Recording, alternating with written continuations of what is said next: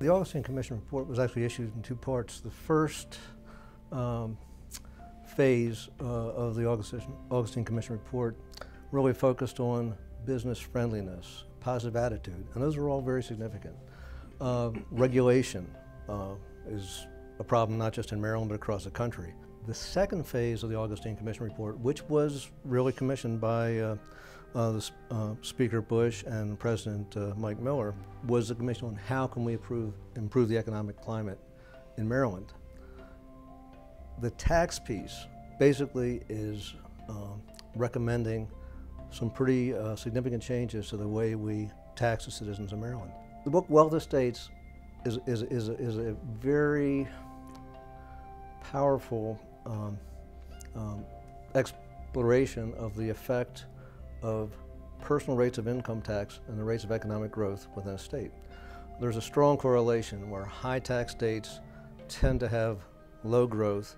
And remember, low growth means limited opportunity. There's a couple other factors. Obviously, the state tax in Maryland is very negative. A lot of people are moving to Florida, South Carolina, Texas, other states. The tort environment. The tort environment. Right to work. But the way I see the relationship between taxes and economic growth, it's almost the way that if a nuclear reactor works. You have dampening rods, and when you push those dampening rods into that reactor, you slow down the the reaction, and things just kind of reach a state of I guess you'd call it stasis. Whereas when you pull those dampening rods out, things start to happen. You get more energy, more reaction within that reactor.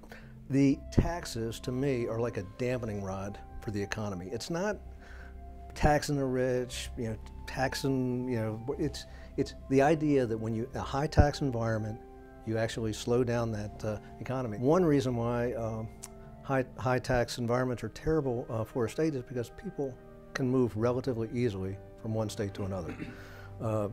We see an awful lot of retirees moving from the eastern shore of Maryland to Delaware. Generally, we're not talking about a lot of wealthy people. They're people that are going to live one place. They're not the same people that are moving to Florida.